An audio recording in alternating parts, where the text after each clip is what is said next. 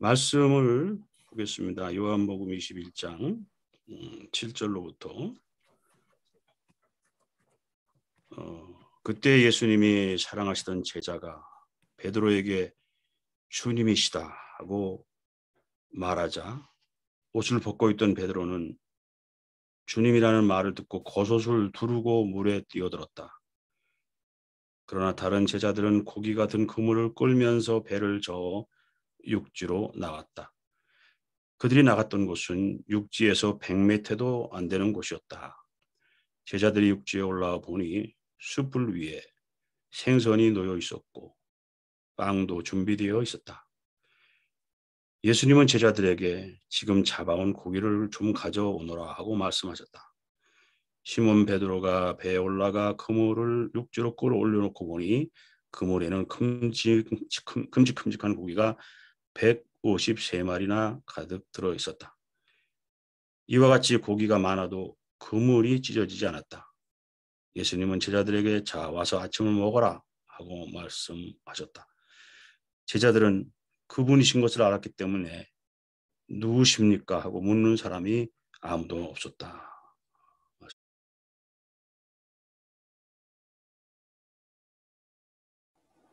저의 이름은 시몬입니다. 그러나 사람들은 저를 베드로 또는 피터라고 부릅니다.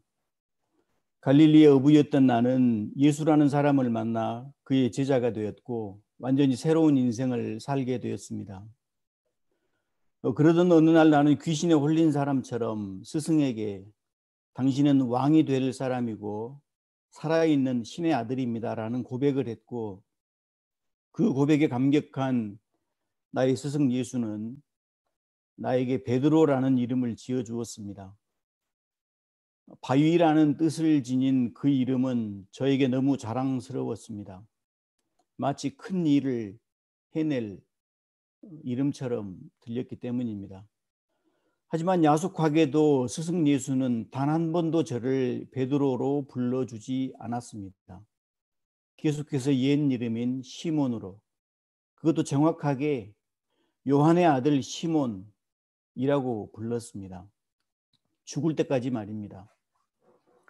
기껏 자신이 다른 제자들 앞에서 나를 그토록 지켜 세워주면서 이름까지 바꿔주고서는 정작 한 번도 그 이름을 불러주지 않았다는 사실이 저에게는 오랫동안 상처로 남아 있었습니다.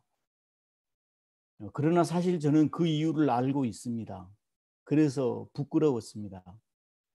이름은 단순히 불러지기 위해서 만들어지지 않았기 때문입니다. 누군가의 이름을 부르는 순간, 누군가에게 나의 이름이 불리워지는 순간 사람들은 단순히 불리어진 이름의 얼굴만을 떠올리지 않습니다. 그 사람의 존재 전체를 떠올립니다. 사실 저는 바위라고 불릴 자격이 없는 사람이었습니다. 어떤 가수의 노래처럼 남들에게는 내가 자주 바위처럼 믿음직한 그 사나이로 보였겠지만 사실 나는 한없이 약한 존재였기 때문입니다. 그래서 나는 거울을 볼 수 없었습니다. 어쩌다 거울에 비친 나의 모습은 여기저기 금이 가 있는 깨지기 쉬운 반석이었기 때문입니다. 생각해보니 스승 예수가 나의 이름을 베드로라고 바꾸어주던 그날도 나는 자신은 체포되어 고난당하고 죽게 될 것이라는 스승 예수의 멱살을 붙들고 싸우기도 했었습니다. 나는 베드로라고 불리울 자격이 없었습니다.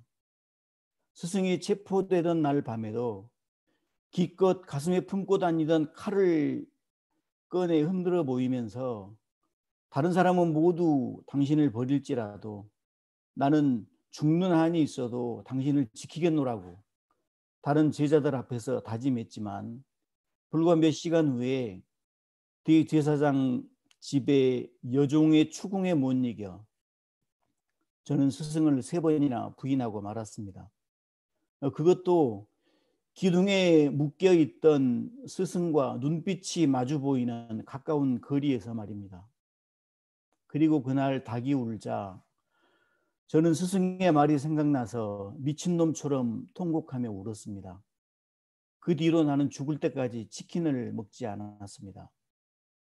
십자가에서 죽었던 스승은 3일 후에 부활했습니다. 그리고 거짓말처럼 2번씩이나 우리 제자들 앞에 나타났습니다. 하지만 나는 당당하게 그의 앞에 서지 못했습니다. 혹시라도 스승 예수가 나를 향해서 베드로야 라고 부를까 두려웠기 때문입니다. 그래서 나는 그를 2번이나 만났지만 결국 그를 피해 달아나기로 작정했고 다시 원래 직업인 갈릴리의 업으로 돌아갔습니다. 그러던 어느 날 밤새도록 고기를 한 마리도 잡지 못한 기적이 일어났습니다. 그리고 지쳐가는 몸과 마음, 그 상태로 동이 터오는데 해변가에서 어떤 남자가 좀 깊은 곳에 그물을 던져보지 그러냐고 소리쳤고, 믿져야 본전이라는 생각으로 그렇게 해봤는데 뜻밖의 고기가 잡혔습니다. 그때 같이 있던 동료 한 사람이 소리쳤습니다. 스승님이다. 그 순간 나는 반사적으로 옷을 걸쳐 입고 물속으로 뛰어들었습니다. 그리고 헤엄치기 시작했습니다. 제가 수영선수가 아니었기 때문에 옷까지 걸쳐 입고 100m 정도 되는 거리를 헤엄치는 일은 쉽지 않았습니다. 그러나 나는 헤엄쳐야 했습니다. 심장을 파고드는 차가운 새벽바다와 펄럭이는 옷자락은 팔을 저어서 헤엄치기에 불가능에 가까웠습니다. 그러나 나는 헤엄쳐야만 했습니다. 그것은 아마 저에게 약복 나루에서 밤새도록 신과 씨름하던 야곱의 투쟁과도 같은 것이었습니다. 한 팔 한 팔 차가운 물을 긁어 나갈 때마다 그것은 신과의 투쟁이었고 또한 나 자신과의 투쟁이었으며 부끄러운 나의 이름과의 싸움이었습니다. 해변이 점점 가까워올수록 몸의 힘은 점점 빠져가며 지쳐갔지만 나는 울면서 헤엄쳤습니다. 드디어 해변에 도착해서 물에 빠져 죽다 겨우 살아나온 생쥐꼴로 스승 예수 앞에 섰을 때 나는 그가 나에게 한마디라도 건네주기를 바랐습니다. 꾸지람도 좋았습니다. 아니면 용서한다는 말로 기대했습니다. 하지만 그는 아무 일 없었다는 것처럼 단 한마디를 건넸을 뿐입니다. 앉아라, 밥 먹자. 그리고 거짓말처럼 바다 저편에서 해가 떠오르고 있었습니다.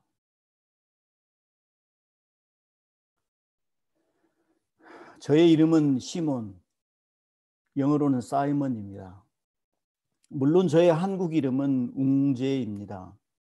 한자로 웅이라는 글자는 원래 수컷이라는 뜻이지만 이름으로 사용될 때는 영웅이라는 의미로 쓰여집니다. 저희 아버지는 줄줄이 딸만 낳고 어렵게 얻은 아들이 무언가 크게 되기를 간절히 바라는 마음으로 그렇게 이름을 지어주셨습니다. 그러나 커가면서 저는 나의 이름이 부끄러웠습니다. 윤동주 시인의 별 해는 밤이라는 시에는 밤을 새워 우는 벌레는 부끄러운 이름을 슬퍼한다라는 구절이 있습니다. 저에 해당되는 말이었습니다. 그 결정적인 계기는 1986년도에 제가 군대에서 겪었던 일 때문이었습니다. 그 어둡고 아픈 경험은 저의 자존감을 여지없이 깨뜨려 버렸고 50이 넘어서까지 치유되지 못한 상처로 남았습니다. 물론 저는 장로교 목사로 10몇 년을 일해 왔습니다. 하지만 제가 겪었던 그 경험은 용서와 관련된 경험이었기 때문에 저는 성도들에게는 주님의 용서를 설교하며 저 자신은 마음속으로 30년도 지난 그 일에 대해서 용서하지 못하는 위선 가득한 사람이었습니다. 제가 호주에 처음 왔을 때 호주 사람들에게 저의 이름을 소개하는 일이 쉽지가 않았습니다. 호주 사람들이 발음하기에 쉽지도 않았지만 가끔씩 제 이름의 뜻을 묻는 사람들이 있었기 때문입니다. 그래서 고민 끝에 영어 이름을 하나 만들기로 했고, 제가 정한 이름은 제가 신약 성경에서 가장 좋아하는 사람 시몬 베드로의 이름을 땄습니다. 몇 주 전 휴먼 라이브러리에서 자신의 부정적인 기억을 소환해서 나눠보자는 제안에 35년 전 저는 군대에서 있었던 아픈 기억을 소환해서 함께 나눈 적이 있었습니다. 누구에게도 말하지 못하고 묻어두었던 비밀스럽고 아픈 기억이었는데 참 묘하게 그렇게 되었지만 그때가 두 번째여서 조금 덜 힘들었습니다. 첫 번째는 작년 10월에 있었습니다. 성공회에서 사제서품을 받기 위해서 마지막으로 거치는 것이 피정입니다. 4일 동안의 침묵 피정을 통해서 오직 신과 1대1로 대화하는 시간을 갖습니다.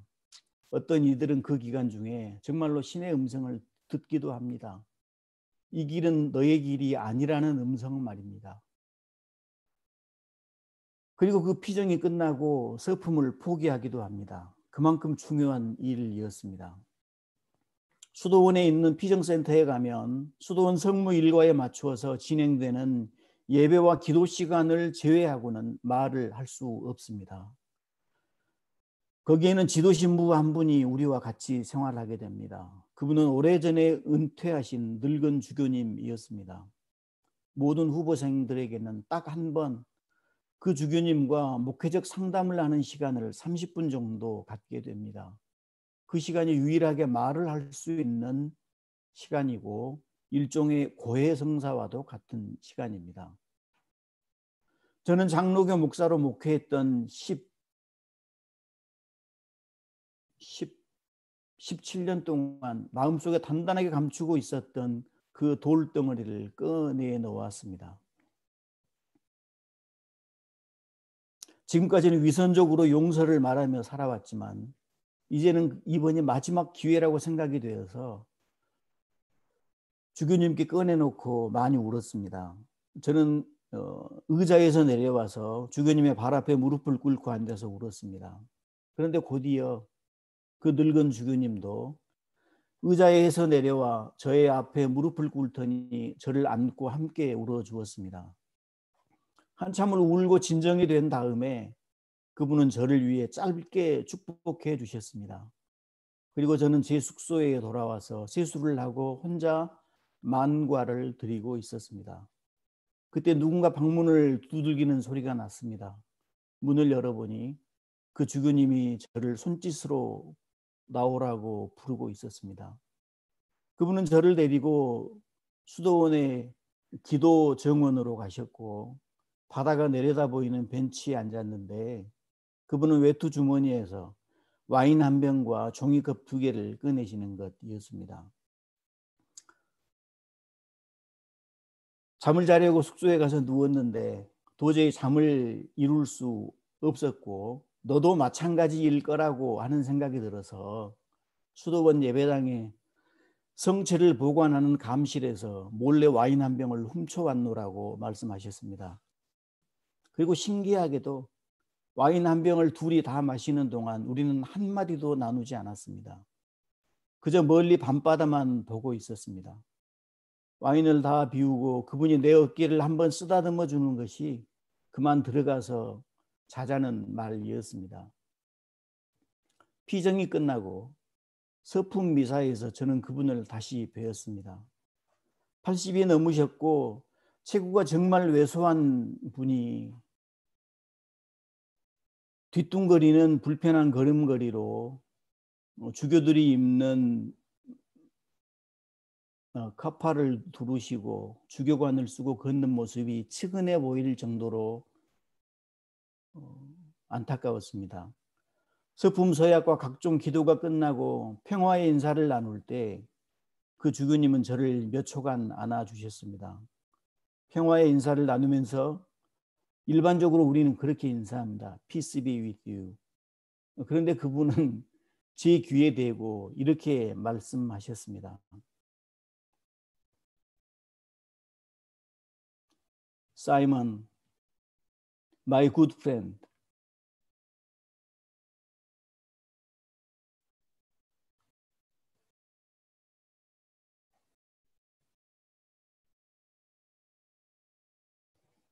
감사합니다.